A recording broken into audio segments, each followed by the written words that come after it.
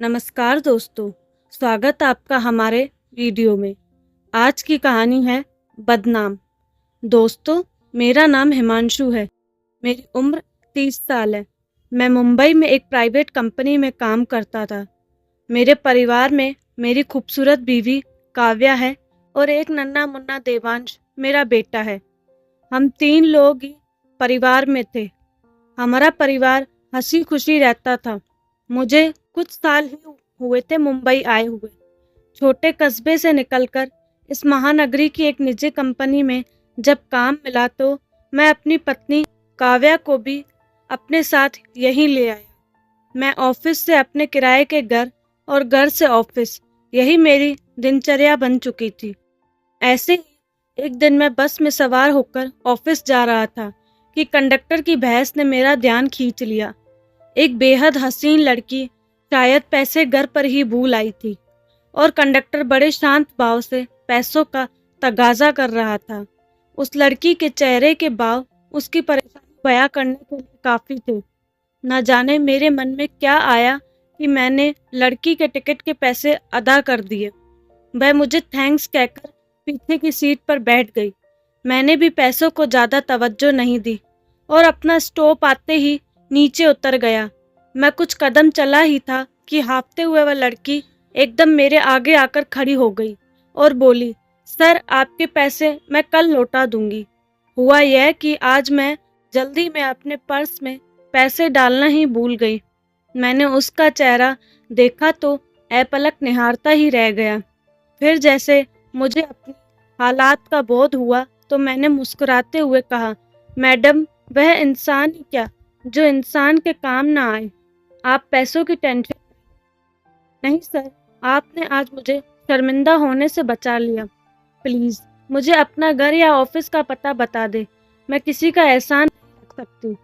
तो फिर कल मैं बिना टिकट बस में चढ़ूंगा। आप मेरा टिकट लेकर एहसान चुका देना।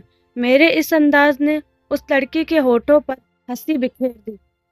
साथ साथ चलते हुए मुझे पता चला कि उसका नाम रिया है और वह प्राइवेट नौकरी करती है।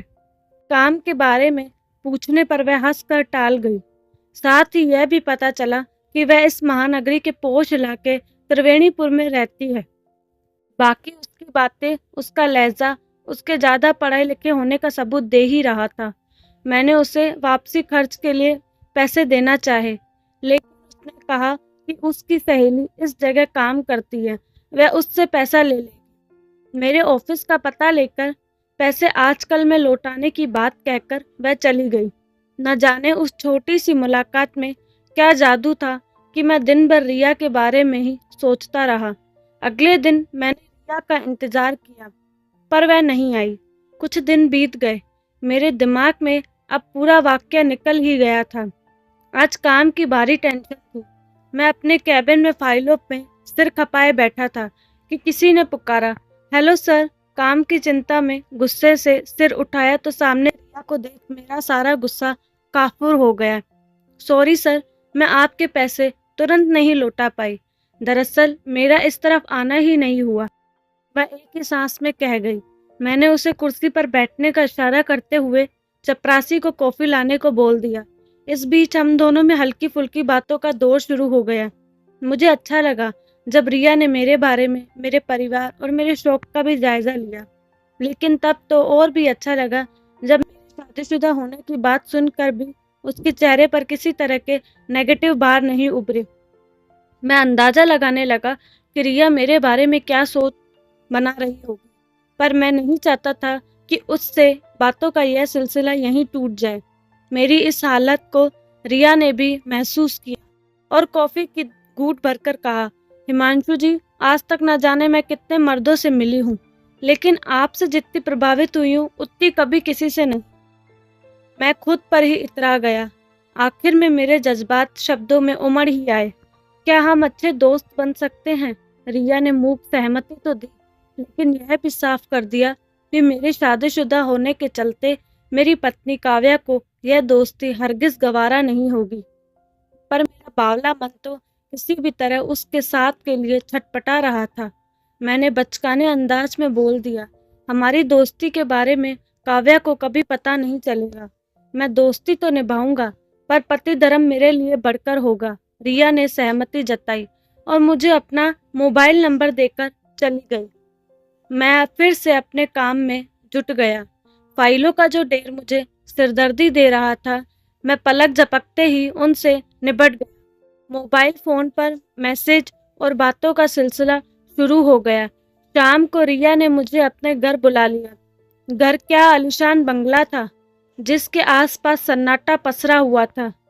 रिया के दरवाजा खोलते ही शराब का तेज भपका मेरी नाक से टकराया। रिया ने मुझे भीतर बुलाकर दरवाजा बंद कर दिया। मैं कुछ सोचने समझने की कोशिश करता, इससे पहले ही रिया ने मुझे बैठने का संकेत किया और खुद मेरे सामने सोफे पर भी पसर गई और बोली, तुम मेरा यह अंदाज देखकर हैरान हो रहे होगे ना। दरअसल आज मैं तुमसे अपनी जिंदगी के कुछ गहरे राज बांटना चाहती हूँ। चंद पल चुप रहने के बाद रिया बोली, हम अपनी जिंदगी में एक नकाब ओढ़े रहते हैं। यह ऊपर का जो चेहरा है ना, यह सबको दिखता है, पर जो चेहरा अंदर है उसे कोई दूसरा नहीं देख पाता। तुम भी सोच रहे होगे कि मैं कैसी बहकी बहकी बातें कर रही हूँ, पर हिमांशु, मैंने तुम्हारे अंदर एक सच्चा इंसान, एक सच्चा दोस्त देखा है, जो जिस्म नहीं दिल देखता है। और इस दोस्त से मैं भी कुछ छिपा कर नहीं रखना चाहती।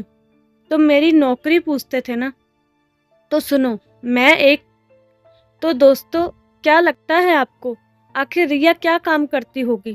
क्या रिया की हकीकत जानने के बाद हिमांशु उससे दोस्ती रखेगा या नहीं? जानने के लिए कहानी पर बने रहें।